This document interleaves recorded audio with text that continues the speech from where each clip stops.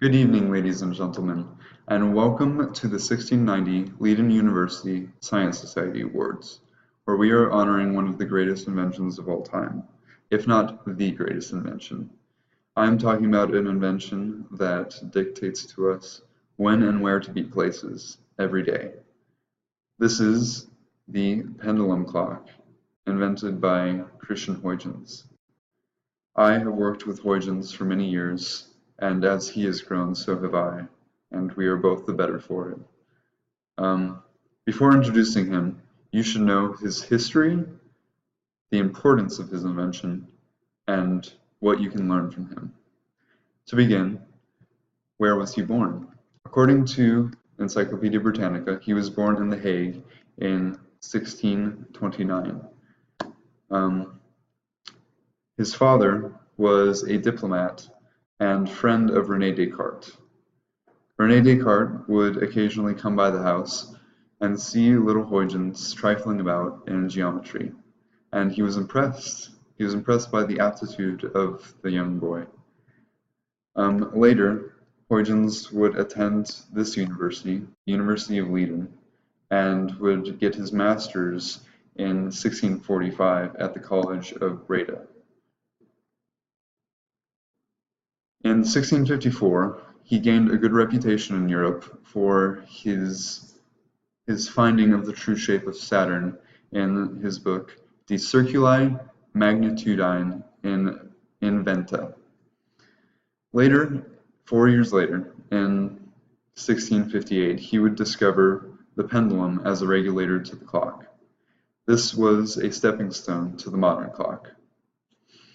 From pendulum to grandfather clock, his invention would change the face of time as we know it. There had been many iterations of the clock before Huygens, but his was the first to work well. Galileo Galilei was the progenitor of the idea that a pendulum could regulate a clock. He just couldn't get it accurately.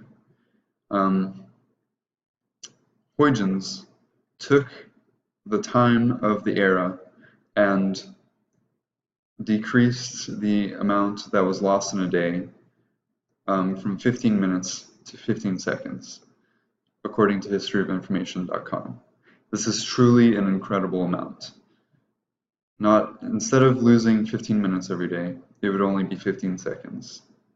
A quote from his book, Horologium Oscillatorium.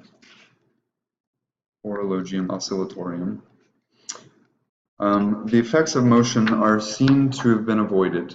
So sure and reliable are the measurements, now it can be seen that both astronomical studies and the art of navigation will be greatly helped by them. Truly, this is the greatest discovery of all time. Accurately measured time was now in the palm of our hands, thanks to Huygens.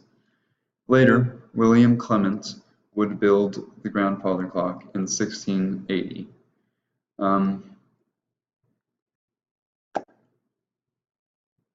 Huygens was an inspiration for many different reasons.